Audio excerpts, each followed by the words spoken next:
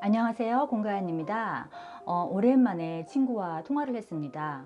그런데 친구의 목소리가 상당히 격앙되어 있더라고요.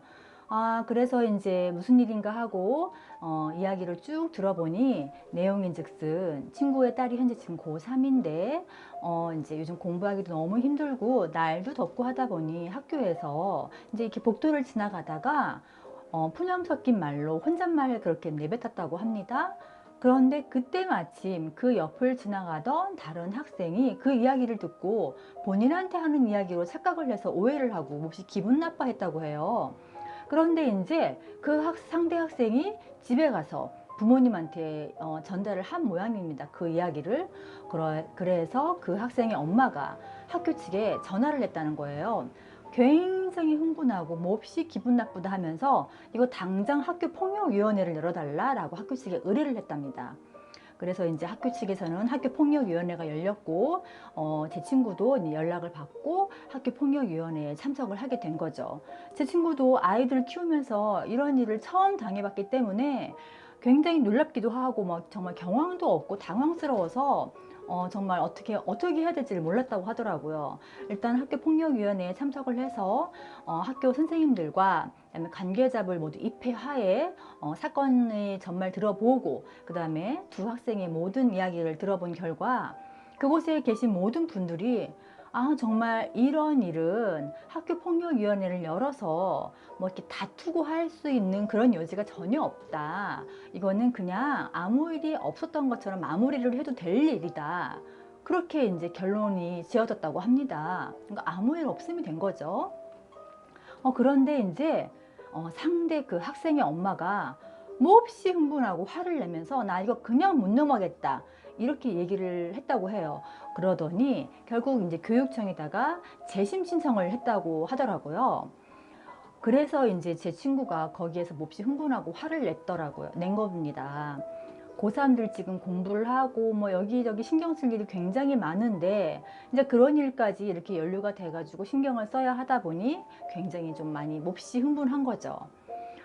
제 친구가 이제 저랑 통화하는 내내 너무너무 흥분하고 막 격분해서 목소리에서 그게 다 감지가 되더라고요. 그러면서 친구도 막 이야기를 하다가 저한테 그래 뭐 하려면 해. 뭐 나도 이제 다 그냥 고발하면 돼. 나도 고발할 거야. 이제 이렇게 이야기를 하더라고요. 친구 이야기를 다 들어주고 잘 이렇게 이제 다독거려주고 마무리를 잘 하고 이제 했는데요. 요즘 정말 이렇게 심심치 않게 이런 고소라든지 이런 고발이라는 용어들을 좀 자주 듣게 되는 것 같아요. 뭐 방송에서도 그렇고요.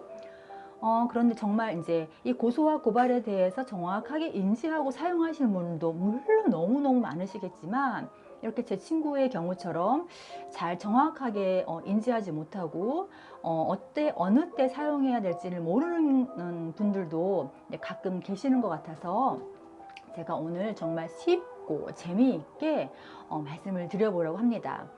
일단 고소는 어느 사건의 당사자가 내가 됐을 때 그래서 신고를 하게 되면 그런 경우는 이제 고소가 되는 거고요. 고발의 경우는 어느 사건의 당사자가 제3자이거나 불특정 다수가 됐을 때 이제 그 사건을 신고를 하게 되면 그런 경우는 고발이 되는 겁니다. 쉽게 이해가 되시죠? 그러면 제가 다시 여기다가 더 쉽게 예시를 한번 드려볼게요. 제가 이렇게 길을 걸어가고 있어요. 그런데 저쪽 앞에서 어떤 사람이 막 뛰어오다가 저를 툭 치고 가는 바람에 제가 탁 넘어집니다. 그러면서 손바닥도 까지고 뭐 무릎도 까지고 또 구멍이 나고 이제 그런 상황이 된 거예요. 그런데 상대가 와서 뭐 미안하다고 사과를 한다거나 어떤 조치를 취하기는커녕 그냥 가려고 하기에 제가 그 사람을 불러서 아니 그냥 가면 어떡하느냐 라고 이야기를 했더니 상대가 뭐 아무 일도 아니란 듯이 한다거나 아니면 뭐 적반하장으로 나올 경우 제가 이거는 안 되겠다 싶어서 이제 기관에다가 신고를 하고 이런 경우 신고를 하게 되죠. 이런 경우는 고소가 되는 겁니다. 자, 그럼 고발의 예시를 제가 한번 말씀드려 볼게요. 제가 이제 길을 가고 있는데 길 건너편에서 정말 체격이 큰 사람이 어느 한 사람을 마구 무자비하게 폭행하는 모습을 제가 보게 됩니다. 그런데 그냥 두면 그 상대가 정말 맞아서 어떻게 될 것 같은 거예요.